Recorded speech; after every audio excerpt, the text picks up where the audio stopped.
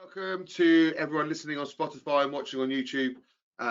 Today we are doing another series in the podcast of Behind the Broker, which looks at all of the people giving the ancillary kind of products to brokers that make them so successful.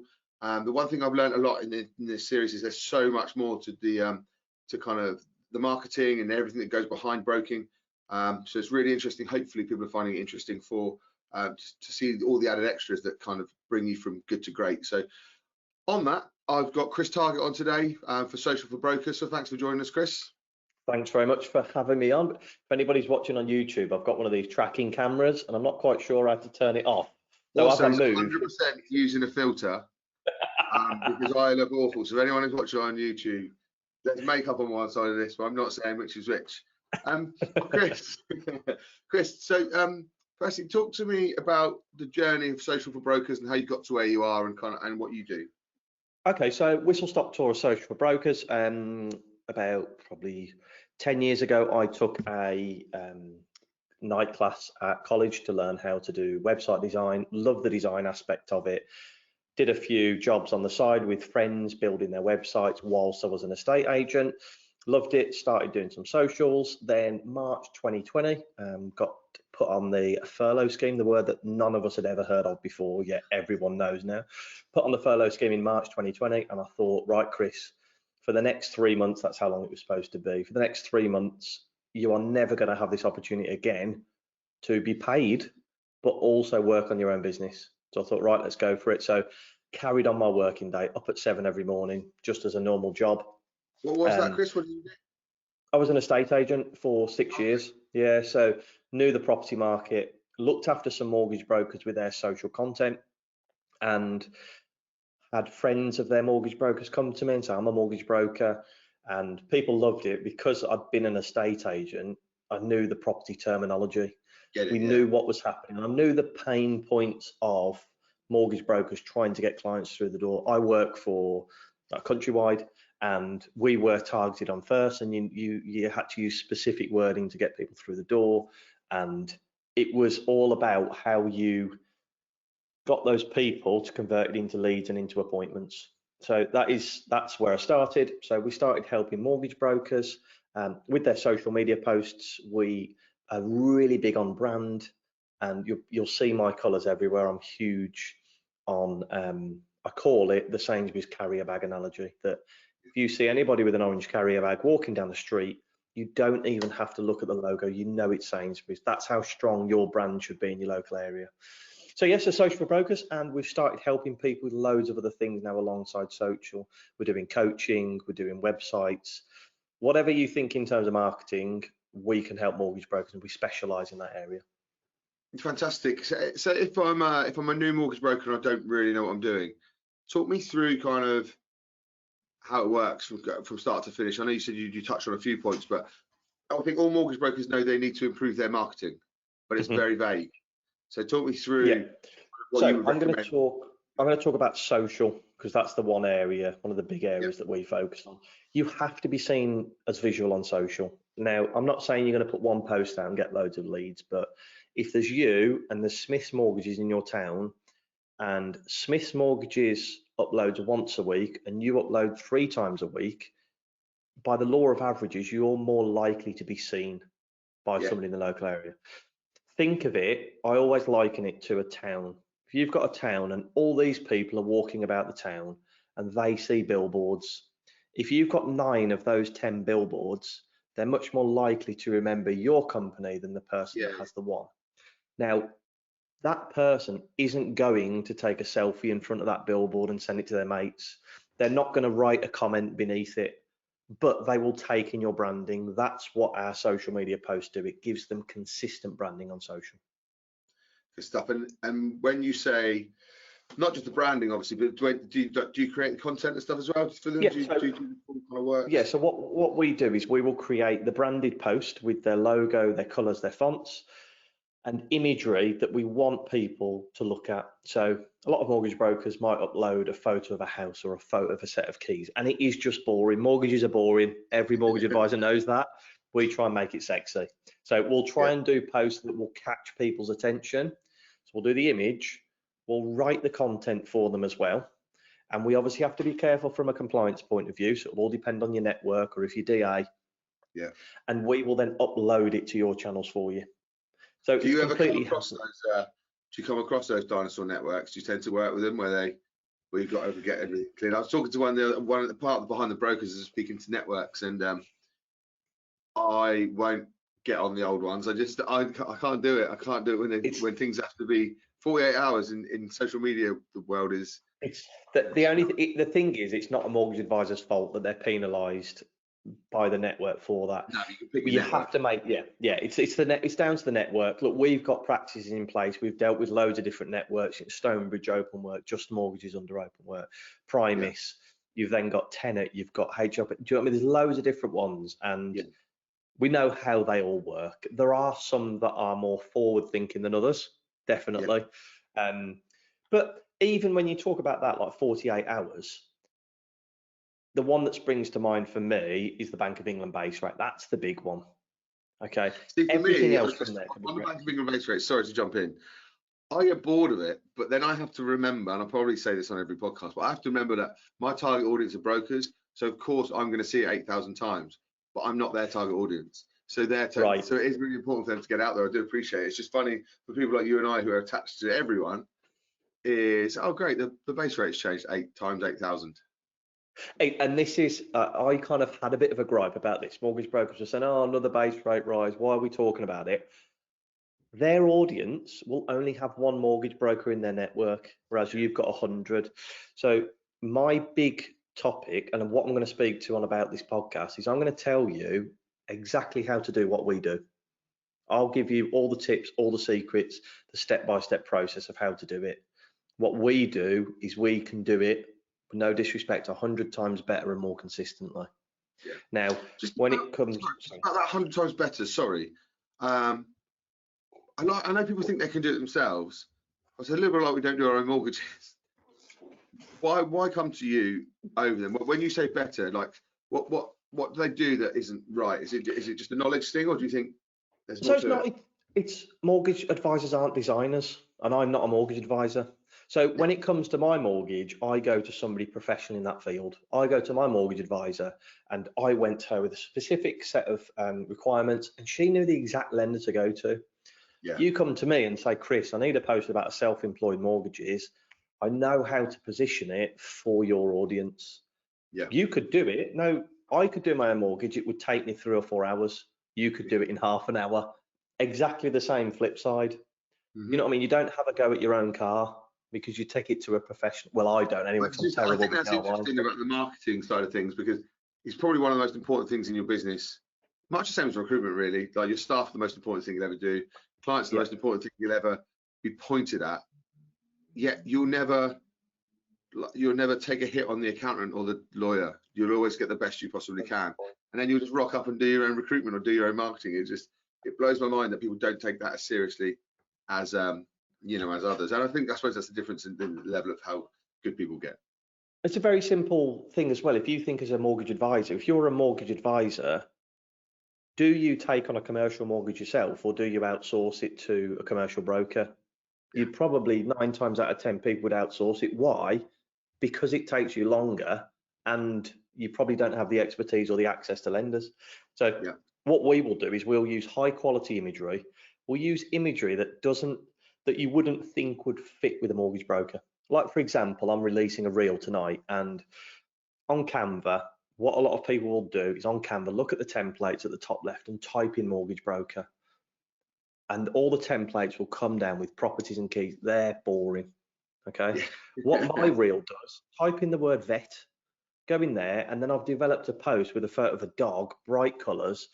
What we want to do is create content that somebody's scrolling and going, why is Smith's Mortgages uploading a photo of a golden retriever and talking about life insurance, or talking about well, does the house need a bigger garden now you've got Buster? Do you know what I mean? It's that type. It's flipping it on its head, and that's with us working with over 100 brokers over the last 2 years, doing 3 posts a week.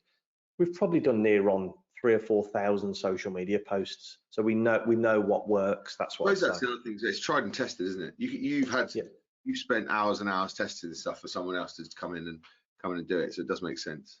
Yeah. So can I give a few top tips away, like Yeah, a few please bits do. of software that people can Yeah, use? Right. yeah. So if you're a mortgage broker and you're starting out and you're not in a position yet to hire somebody to outsource your marketing, because you're never going to have that money straight up front, first thing you want to do is create a Canva account. You've got a free account or you've got a pro account. The pro account's £12 a month and you've got access to loads more photos, loads more fonts, loads more videos. Canva is drag and drop. You can use templates on the left and change it to your colors and it's your branding, and you can schedule the post from Canva itself to Facebook and Instagram.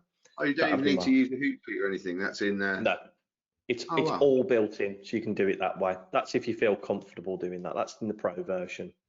Yeah, it's not my bag. I know I've got access to it, but I still wouldn't use it. I'd still use a marketing person. Well, that's it, exactly. So, but I think you might be in a position where you have the turnover to be able to do that. Somebody might not do. So use Canva, schedule those posts through. If you don't want the paid version of Canva, go to download it. So you can download it for free and go to buffer.com. And what you can do with Buffer is you can schedule 10 posts over 3 different social media channels every week. So that will cover you. If you're a mortgage broker and you want to do that, you can use Hootsuite. Yeah. Or you can use something called Meta Business Suite, which is Meta owns Facebook and Instagram. And you can schedule the posts to direct through there to Facebook and Instagram on your channels. They're 3 free tools that I've told you how to design, how to schedule. And if you're looking for content ideas, just look inward. What are people asking you on the phone? You might have had a phone call saying, look, I've got this buy-to-let mortgage. It's up in a year's time and I want to sell it now. Right, we'll do a post about early repayment charges. I'm a self-employed bricklayer and I get paid in a very different way. I'm under IR35. Can I get a mortgage? Yeah, we do a post about that. Just use your everyday things. What you might think is boring, your audience will find very interesting. It's painful, isn't it? Do you know what? It always surprises me, and I know we've touched on it before, but how it's getting dark now, so my things are getting grainy. He's just coming up with excuses as to why we look very different. Why I still look like a boiled egg, smashed to bits. The mortgage brokers who they seem just aim their marketing at mortgage brokers, and it's always a bit of a moan, it's a bit of a gripe, and I get it because it's a community of people where you want like this echo chamber of everyone saying, yeah, I agree with you, but I do think that, like, I don't know if it happens industry to industry. This is the only industry I know, but it probably, I do actually. I know it happens in recruitment. When people moan about recruitment, I think we've had this conversation before where I said, I don't talk about recruitment because no one gives a shit what I do.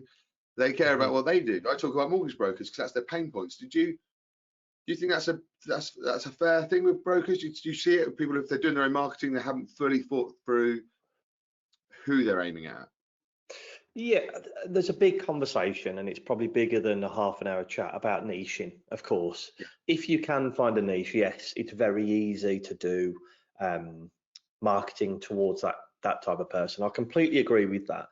But I think what a lot of mortgage brokers do is talk about people wanting the mortgage. People don't want the mortgage. They want the new kitchen that's facilitated from a remo. Yeah. Or they want to make sure their kids are looked after if they die. You've almost got to try and get to the emotion part of the post rather than you can release money. Well, what can I do with that money? Yeah, it's not money. No one needs money in their bank. That's not of interest, is it? It's the thing they're exactly. Doing. If instead of doing a post about is it time to remortgage, why not do a post of a beautiful kitchen with a couple in there drinking red wine, having a Sunday roast, talking about, is it time for a new kitchen? They're two completely different things, and they'll evoke 2 completely different emotions from it as well. Yeah. I suppose, and that only has to resonate with the people that want that, but it's not going to resonate with anyone if it's just a picture of, like you say, with the keys saying looking to remortgage. And what you'll do is you might upload that post now about that kitchen, and John Smith sees it, and it's now November and doesn't even think about a new kitchen. But you post something similar again in February and he's had a leak in his ceiling, he's fed up with his old kitchen, and he looks at that and goes, I didn't know a remortgage could do that. So it didn't resonate with him in November, but it does in February. That's why you've got to consistently post about the same topics over and over again, just to reaffirm that message to people. Just talking about that, about just being on top of it, how many times do you recommend brokers to be posting a week? At least 3 times a week. And the reason I say that is that's what Meta, who own Facebook and Instagram, recommend, at least 3 times a week. Do you think it's true when you listen to like the folks who are like, screw the algorithm, post 5 times a day on as many platforms? Does that really affect you, do you think? Or do you think if you can do it, do it? If you can't, you can't? What's your kind of take? If I've spoken to marketers that uploaded 10 times a day, and they measured it against posting 4 times a week, and they didn't see any difference in terms of, and that was on Facebook. They didn't see any difference in terms of leads. You'll definitely see more people seeing it, though. You'll definitely see more touch points. Exactly, yeah. But what they didn't see is an uplift in business. What I found is what I did over the last 30 days is I said to myself, we're going to upload 3 times a day, and we're going to see what effect that has. It's had an exponential kind of change in the amount of business that we've done, the amount of people that have phoned up for new inquiries, because we're seeing more. Now, they might not take in that content, but they're seeing us more and more. They're getting used to us. That's very hard to upload 3 times a day. It's been tough. It takes a lot of planning, but it does have a benefit. Did you do a 30-day one recently? Is that the thing you're talking about? Where you so that's what I did. Yeah, right, got you. And that was tough, was it? It was tough because I had to make sure there was a fresh reel every night. There was a fresh podcast clip every day, every middle of the day, and there was a fresh post every one in the morning. I suppose it's like cobbler shoes for you. You know, like it's a mate. Like I'm really good at other people's recruitment, or it's like, you know, looking after other people's kids. I bet it's more tough for you because you've actually got to do it for everyone else all day. So to do it for yourself is probably a bit of a task. Well, it is, but it's part of our job. Imagine if I was telling people to post 3 times a week and I only did it once. You look like an idiot. So this is, and little other tips as well that we give away on social. Make sure you follow us on Instagram, because I will do a reel every day with a tip, whether it be about social, whether it be about Canva. Make sure you follow us. Is doing things like commenting on other people's content. That will give you big reach. Another tip is when somebody comments on your post, please don't ignore it. That might be the only time that person has ever commented on a post on social media and you've blanked them. Go on there, reply, and if you can, this is a real big thing that's helped a lot of my clients. If you can, reply with a question, because what happens then is if you reply with a question, that person then responds with an answer. So it's gone from 1 to 3 comments on your posts. That does 2 things. Yes, it'll help the algorithm, and I don't pretend to know the algorithm. I just know that more engagement is better. Nobody does. Exactly. But then the second thing is when a client is scrolling through social, and this is an experiment, do this tonight. If you're scrolling through social and you see a post that has 1 comment on, you're probably not likely to click on it. If you see a post with 3 comments on it, you're like, right, what's kicking off? I want to see what's going on here. And you're more inclined to click on that comment. Do you know? And you're taking in their content then. So I'd always we don't want to be the first to comment on something, but if I get 3 comments, I'll get 15.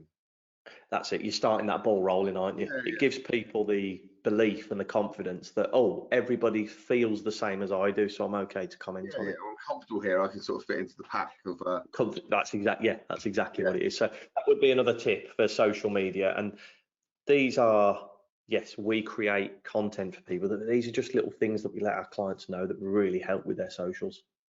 Good, got you. And that's really useful tips, and they're amazing. Like genuinely, I know you said it then, but brokers, it costs nothing to follow someone like Chris on Instagram and just pick up little bits of advice. You know, that's the number one thing. Our DMs are always open, so yes, we create content for people, and the best thing that clients come to us and say is, I've got so much time back, because they're no longer on a Monday morning sat there going, I've got 2 applications to submit, I've got a protection appointment later, what do I post on social this week? Do you know what, I'll do it next week, or I'll upload a happy Monday with a photo of a coffee mug. It just doesn't cut it anymore. You need to stand out on social, and that's how we help people stand out on social, by creating branded, topical, professional content that grabs people's eyes. Good stuff. Now let's talk about this. So as we come into more challenging times, even though this is beyond, doesn't make any sense to me, first thing that people look at, HR, marketing budget, and they start chopping it. Now I know you said you've been really successful lately. You're lucky enough, like ourselves, to be relatively busy, and I see that move before. But talk to me about that mindset of cutting the marketing or not cutting the marketing, or how you adapt to more challenging times as a broker, obviously. In the marketing industry, everybody knows that people say the marketing is the first budget to be cut. In our eyes, yet we still want to get paid, so we're going to say it's the last. But the main reason that it is the last is because if you've got in your town, you've got 5 mortgage brokers, and out of those 5 mortgage brokers, 4 of them cut their budget, but 1 doesn't. Which is the one that's going to stand out? Yeah. The one that is investing in the company when times are tough. Now, I do think it's something to do with people follow success. And if you suddenly disappear, no one's interested. You know what I mean? It's fickle business, isn't it? Exactly. That's people's eye line, you're gone. That's it. And then you try getting all that back when the market's good, when everyone else wants to do it as well. But for example, do you think this year, okay, people are cutting back? Yeah, people are cutting back on luxuries. They're going to the shops and maybe instead of buying the branded Coke, they're buying the supermarket cola. Cola. But so Coca-Cola sales will probably be down this Christmas. But do you think that Coca-Cola will not run their Christmas truck campaign this Christmas? They won't, because they know they're built for next year. They'll never cut that. So just take a leaf out of that book. And during this time now, we were talking about this before we came on, my mindset shift is beforehand, this is what I was thinking. Yeah, people might be looking at changing their marketing structure or staff and the staff within the business. But actually what we're finding is the mortgage brokers, a lot of them now, the good ones, are seeing it as a bit of a challenge. They're like, right, we're going to build in this time. I was speaking to one the other day, and they love what they're going into because they're actually having a conversation with people. You know what I mean? It's the whole point, isn't it? It's as bad as recruitment consultants complaining there's no candidates. Like, number one, if you think that's true. Number two, like, yeah, fucking right, there's not. Like, you've got to work at it. That's why people pay us money. Yeah. And then it gets hard, and brokers go, oh, it's hard. Like, yes, it is. Earn your money. Like, this is the time when people need a broker. If everyone could go to Santander, we wouldn't need a broker. It's the fun time, and it is going to get tough. I completely understand that, but ramp it up. Ramp up your social media.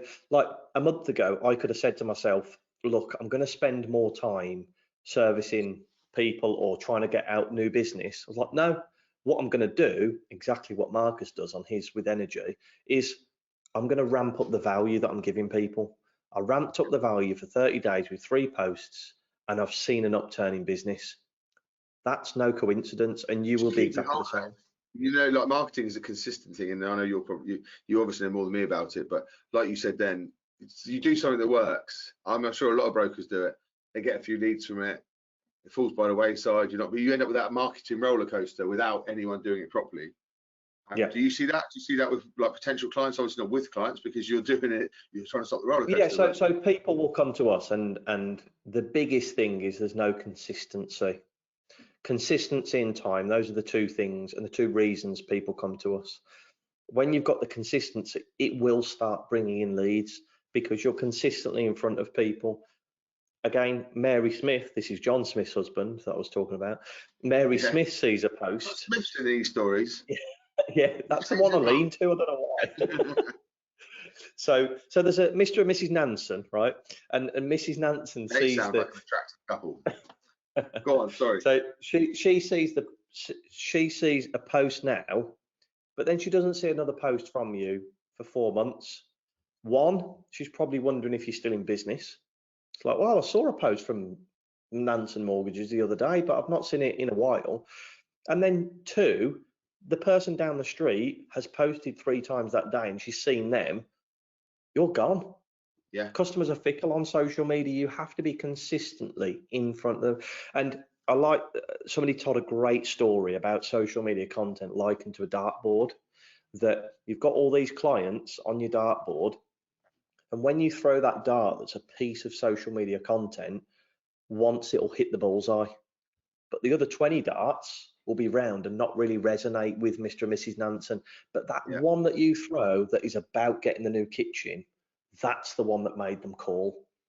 But Yeah. you couldn't have got there without throwing those other 20 darts. Yeah. And you don't know which dart it is, do you? So you just got to keep throwing. Yeah, exactly. Yeah, just that keep makes going. sense.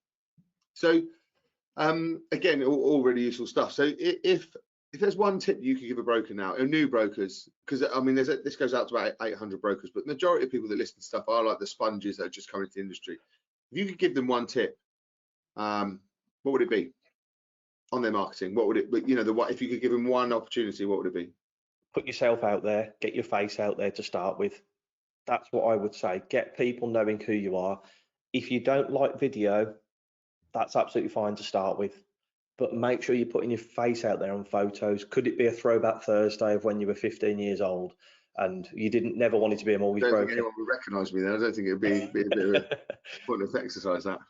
But doing photos like that, photos of you and the family, if you want to share photos of family online. It's strange actually with the video photo thing, is that I think I did a podcast with you, didn't I? I don't know how long that was, but that was my second time I've ever put my face out, and that was really uncomfortable for me. Really? I didn't know that. I love the video, but I'm not comfortable with doing selfies. I'm like a 40-year-old man. I don't think I should do them. But it's getting comfortable. I'm completely aware of all the stuff that I try my best not to say no to things now, because I know that every time I do something that I don't want to do, I make money out of it. And in the most callous sense of it, it improves business. So that's it. If you're scared to do it, go and do it. And then what I would do is make sure in between those posts you are uploading branded business content, because yes, it's great to see your face, but who is this face? Who do they work for? Who's your brand? That's an interesting one actually, Chris, because I know you're all about the brand. I sometimes wonder if I closed the business whether anyone would know what the name of the business was, because it's me video. I don't think we're probably not as brand aware as we should be. Do you think that is important for brokers, if not just the name, but every single aspect is getting out? Because I would say most probably a bit more inconsistent. I'm consistently inconsistent, so I'm always hopefully in people's faces if they're looking for mortgage brokers, think of me, but I can't say they think of my company. And so you're saying, should they be focusing on their brand or their face? Yeah, is it you or your brand? What do you think is more important? It depends on the consumer that you're looking at getting. So I always say, what you should do is social media should be an extension almost of your website as well. So if anybody goes from your website to your social, they know exactly which company it is. That's where your brand needs to be strong. Your brand comes into essence in almost like the subconscious mind. So when they're scrolling through social, and me being honest with you, I don't really know what energy resourcing are in terms of colours and logos. No, I don't. They're not on. I mean, if you look at the podcast, it's around it. But yeah, you're right. I don't. It's not. People know me more than the brand, and I don't know if that's an error in judgment, because you can't be the brand. But then what happens if you step back from the business? Yeah. You lose then all your following. Do you know what I mean? Yeah. So what you want to be doing is making sure people know who you are from your brand. And that's exactly what we never see who the owner of Sainsbury's is, but we know who Sainsbury's are from their branding. Sure. Do you see what I mean? Like Virgin Money, everybody knows them for their red. Barclays will be their blue. And that's where you need to make sure that, yes, they know you and your personal. That was my top tip at the beginning, because it's very hard to start that brand and push it out from the beginning. Yeah, brand awareness is so tough, isn't it, in regards to people knowing your colours? I mean, I know your colours as soon as it comes on, but like I say, I follow you. I know we're in a similar. Our clients are the same market, so. But yeah, I don't think we've done it anywhere near enough. I don't think that's probably related to a lot of brokers, that we always bang on about our personal branding, but actually, eventually, when we step away, we're left with a big hole where our company branding should be. Exactly, and that's where I think it's harder to, if you're just uploading photos of your face or photos of your video, it's hard to impart a lot of knowledge, because people say, if it was video, not everybody watches video. So would it be more beneficial for you to upload a branded post or a branded carousel with energy on it and some top tips of recruiting? Yeah, I've done about 3 carousels and over about 400 videos. So yeah, it's got me thinking, Chris, and obviously that's the whole point of these conversations. Hopefully it gets brokers thinking as well about actually, yes, we're busy on marketing. Best, number one, as you said, make sure it's pointed at the right people. Yeah. And number two, it's got to be a mix of your personal and company. I think they're both really important. Yeah. That's amazing, Chris. Like I said, I've taken up more of your time than I asked, but that's really useful. No, it was class. That was good. If people want to get hold of you, Chris, how do they get hold of you? Oh, look, that's So your social came in. There we go. So if I stand up, it'll probably move. There we go. Right, front and centre whilst I say this. If you're listening to this on Spotify, this makes no sense whatsoever. If you're watching it on YouTube, it's fine. So you can get in touch with me on any major social platforms. I'm on LinkedIn and Instagram quite a bit of the time. Facebook, just a quick tip, guys. Facebook has taken back the top spot of social media platforms. Facebook organic reach at the moment is insane compared to Instagram. So Really? Get yourselves on Facebook if you're not on it at the moment, yeah. So you can contact me Facebook, Instagram, LinkedIn, or you can send me an email, chris@socialforbrokers.com. Amazing, thank you very much. And obviously we'll have all of Chris's socials on all of our on YouTube, on Spotify. But I appreciate everyone listening and watching today. Hopefully you got a lot from Chris. Like I said, any questions, ask him. If you want to get hold of me and ask Chris any questions, he'll be more than happy to. I'll pass them on, and he'll be more than happy to answer anything. But in the meantime, I appreciate your time, Chris, and I'll speak to you soon. Thanks. Cheers, Marcus.